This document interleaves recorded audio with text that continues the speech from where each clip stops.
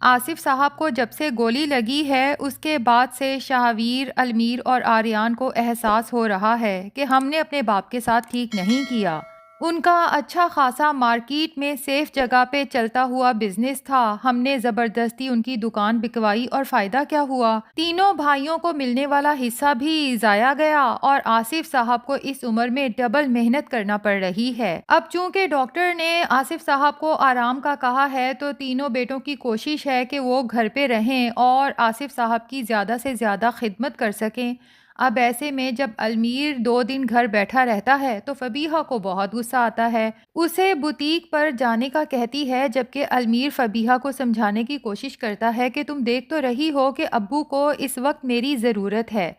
تو فبیحہ انتہائی سنگ دلی کا مظاہرہ کرتے ہوئے المیر سے کہتی ہے، لیکن مجھے پیسے کی ضرورت ہے اور میرے باپ نے تمہیں اتنا بڑا بزنس اس لیے کھڑا کر کے نہیں دیا تھا کہ تم یہاں گھر بیٹھ کے اپنے ماں باپ کی خدمت کرتے رہو۔ المیر کو فبیحہ کا یہ لب و لہجہ پسند نہیں آتا، یوں لگتا ہے جیسے المیر فبیحہ کا شوہر نہیں بلکہ اس کا کوئی امپلائی ہے، حالانکہ المیر نے بھی فبیحہ کی بوتیک میں اپنے پیسے انویسٹ کیے ہیں۔ اور ساری چیزیں ایک طرف، اس وقت المیر کے باپ کی جو حالت ہے، فبیحہ کو کم سے کم کچھ تو لحاظ ہونا چاہیے۔ ناظرین، لگتا یہی ہے کہ المیر اب فبیحہ سے کہے گا کہ اگر تم لوگ اس بوتیک کے لیے کوئی امپلائی رکھ سکتے ہو تو شوق سے رکھو، بس میرا حصہ میرے حوالے کر دو۔ اور المیر اپنا حصہ آصف صاحب کے ساتھ انویسٹ کرنے کا سوچے گا، اور آصف اور امبر نے جو بزنس شروع کیا ہے، المیر بھی اپنے ماں باپ کے ساتھ وہی بزنس سنبھالے گا۔ ویسے بھی اب امبر آصف صاحب کو دکان پہ جانے نہیں دیتی،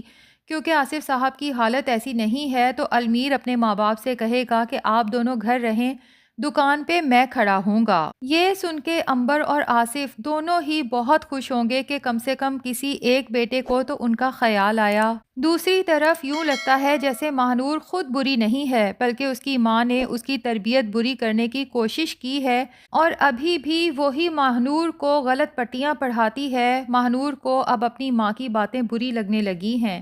کیونکہ جب سے اس کے سسر کو گولی لگی ہے تو اسے خود بھی آصف صاحب کی بہت فکر ہوتی ہے، جبکہ اس کی ماں ماہنور کو الٹی پٹیاں پڑھاتے ہوئے کہتی ہیں کہ تم اپنے سسرال والوں کے سامنے فکر شو کراؤ اور اس کے لیے تم سر پہ دوپٹہ لپیٹو اور منہ پہ پانی کے 4 چھینٹے مارو اور جیسے ہی شاہویر آئے تو جائے نماز پہ بیٹھ جانا، اور یوں شو کرانا جیسے تم اپنے سسر کی طبیعت کو دیکھتے ہوئے اتنی فکر مند ہو کہ بس دن رات ان کی صحت یابی کی دعائیں کرتی رہتی ہو۔ جبکہ ماہنور اپنی ماں سے کہنے والی ہے کہ مجھے یہ جھوٹے ڈرامے کرنے کی کوئی ضرورت نہیں، میں سچ میں اپنے سسر کے لیے فکر مند ہوں اور سچ میں نماز پڑھ کے ان کے لیے دعا کروں گی، اور یہ سب کچھ مجھے شاہویر کو دکھانے، بتانے، جتلانے کی ضرورت نہیں ہے۔ یہاں پر ماہنور کی ماں فکر مند ہو جائے گی کہ ماہنور ہی تو میرا اونلی سورس آف انکم ہے، کہیں اسے شاہویر سے محبت تو نہیں ہو گئی، کیونکہ اگر ایسا ہو گیا تو یہ تو شاہویر کو نہیں چھوڑے گی۔ جبکہ ماہنور کی ماں کا تو یہی پلان ہے کہ ایک دفعہ شاہویر سے، اس کے گھر والوں سے جو کچھ یہ دونوں ماں بیٹی لوٹ سکتے ہیں،